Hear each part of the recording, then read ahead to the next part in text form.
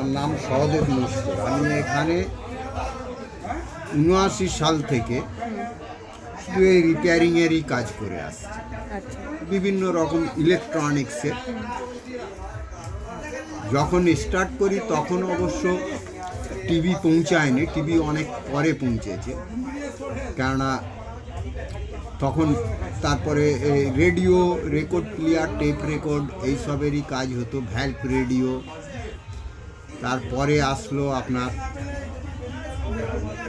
এই টিভি আসলো black and white বিভিন্ন রকমের, তারপরেও আসলো কালার, সব রকমই করা হয়েছে।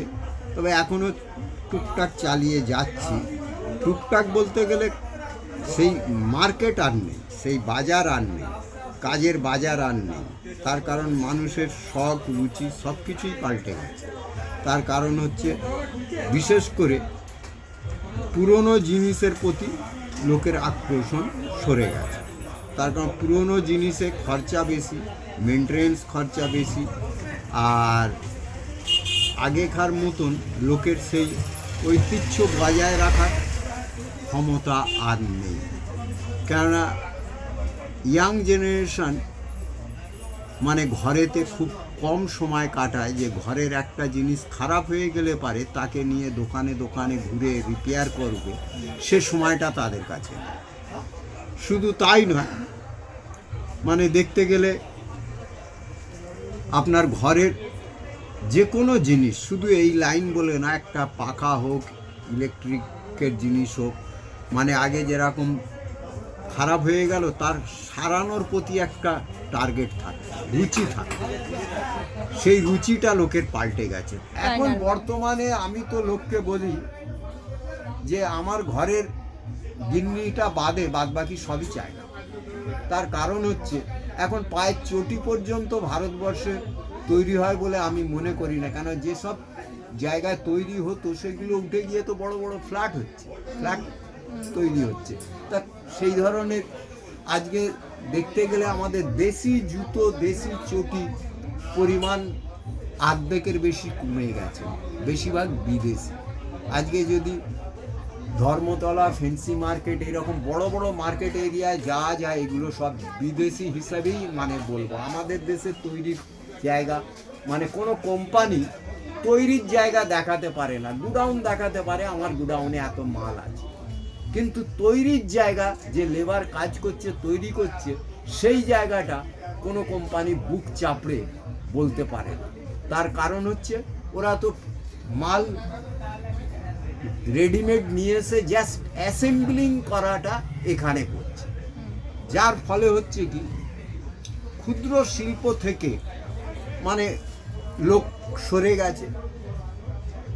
তার ফলে কি হচ্ছে, ক্ষুদ্র শিল্প আমি যদি এক্ষুনি করতে চাই সেই লোকগুলোকে আর পেলাম না, কেন তারা তো ডিসপোজ হয়ে গেছে লাইন থেকে, তাই না? তা অতএব এখন সিচুয়েশন যা এসছে, আপনি টোটালি বিদেশি জিনিস ধরে নিতে এখন এইরকম অনেকই রোগ এসছে, অনেক সে ন্যাংটোবেলা থেকে এই অমুক শুনে এসছি, তমুক শুনে এসছি, দুর্ভিক্ষ শুনে এসছি।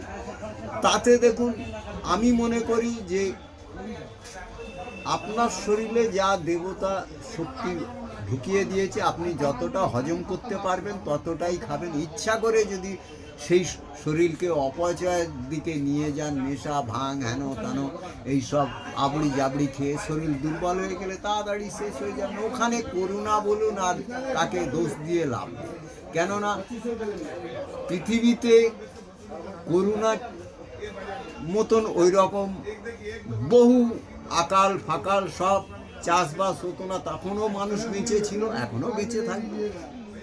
নিঃস্ব কেউ হবে না, নিঃস্ব হয়ে গেলেও বেঁচে থাকে।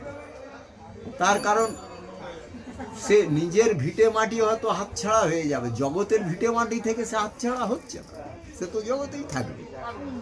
তার করুণার হিসাব আপনারা কেন বলছেন? কেননা আজকে যদি আপনাকে প্রশ্ন করি, করুণায় ক লক্ষ লোক মরেছে, আর করুণার আগে ডেলি ক লক্ষ মরতো সারা পৃথিবী, সেটাকে হিসাব করুন। কে স্ট্রোকে মরছে, কে হার্ট অ্যাটাকে মরছে, কে অপারেশনে মরে গেল, কার টিভি হয়ে মরে গেল, সেই হিসাবটা পার ডে কত ছিল, সেই জায়গাটা এবারে আপনি করোনার সঙ্গে তুলনা করছেন, সেটাকে মাইনাস করুন, তাতে কোন জায়গায় এসে দাঁড়ায়?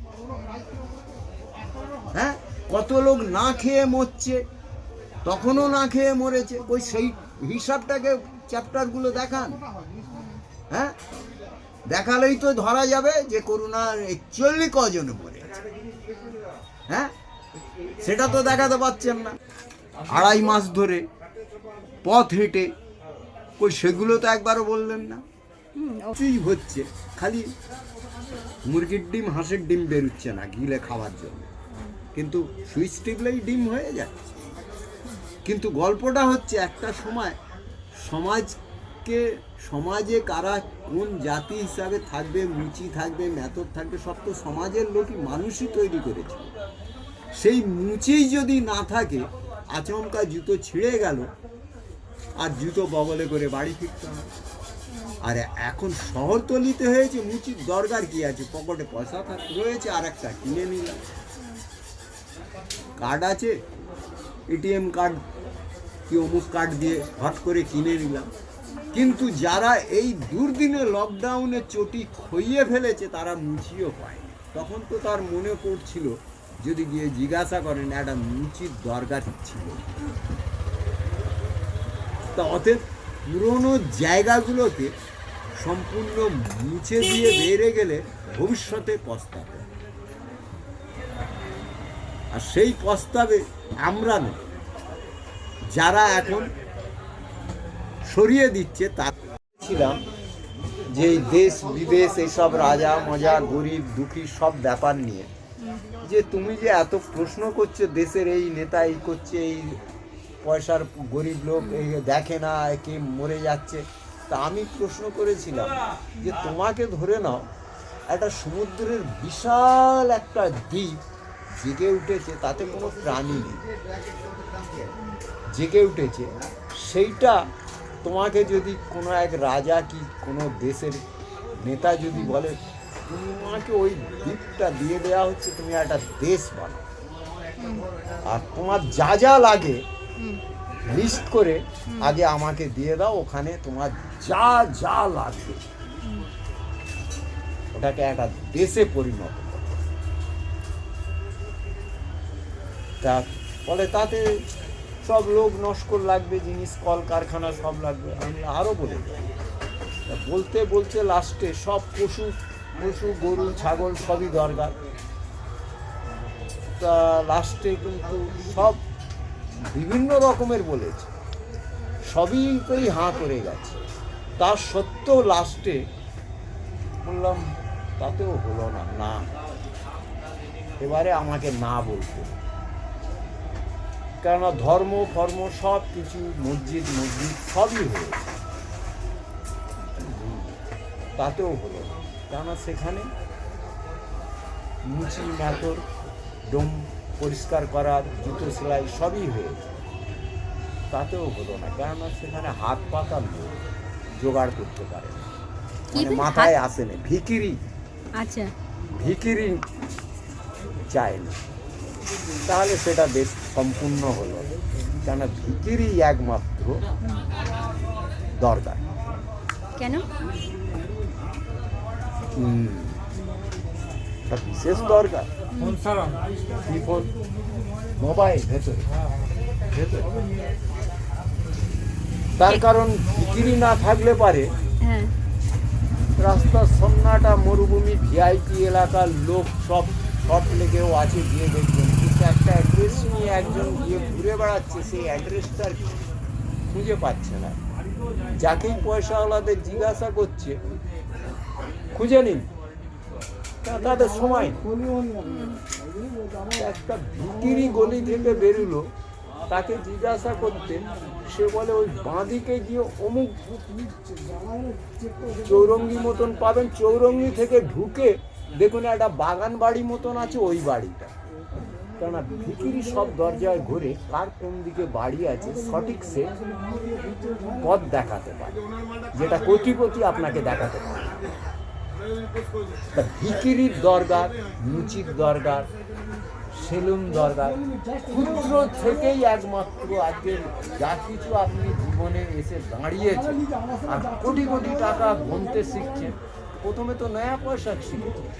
নয়া পয়সা যদি না থাকে আপনার কাছে, আপনার দেশে, তাহলে আর সে সম্পূর্ণ হলো না। হ্যাঁ, রুচি নেই, মেথড নেই, সেলুন নেই, আপনি ধর্মকে কি করে পাবেন? ধর্ম তো কি করে সব ধর্ম। আমি যদি চিন্তা করি যে আমাদের ভারতবর্ষে যে প্রান্তেই হোক একটা মানব সন্তান যদি আজকে জন্মায়, হ্যাঁ, সে কিন্তু নিজে জন্ম হলো, সে যেখানেই গ্রামে হোক, শহরে হোক, আর হসপিটালে হোক, আর নার্সিংহোমে হোক, সে জন্ম হলো, সে কিন্তু জানে না যে আমি কোন ধর্মে আর কোন দেশে আর কোন মাটিতে জন্ম নেব, তাই তো? এই বিভেদের জায়গা যদি মানে খুঁজে বার করা যায়, তার জ্ঞান না হওয়া পর্যন্ত তাকে জিজ্ঞাসা করলে কিছুই পাওয়া যাবে না তার কাছ থেকে, পুরো শূন্য, তাই তো? সে নিজেই জানে না যে আমি ভারতবর্ষে আছি না হিন্দু আছি না মুসলমান আছি, কার পেটে জন্মেছি, সে সেটাও জানে না। তাকে আমরা আঙুল ধরে দেখিয়ে শেখাই, তাই তো? তা অতএব আমার মনে হয় এই ধর্মের বিবাদকে নিয়ে যে ছিনিমিনি এইগুলো সব নিম্ন শ্রেণীতেই এটা প্রচণ্ড, এটা যুগ যুগ থেকে। কেন রামের সময় কি রাম একা যুদ্ধ করেছিল? তখন কি মানে ওই নিম্ন শ্রেণীর লোকেদের দলে নেয়নি? রাম একা লড়েছিল মহাপুরুষরা। তাহলে তখন ওই দলবদ্ধ হয়ে ছিন্ন ভিন্ন বাঁদর, হনুমান, কুকুর, বিড়াল, কাঠবিড়ালি তাদের এত প্রাণী নিয়েছিল কেন?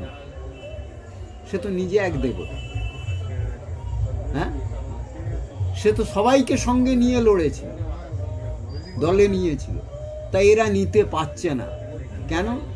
এদের মনোভিত্তি আলাদা, দণ্ড বাঁধানো, বিশেষ করে নিম্ন শ্রেণী।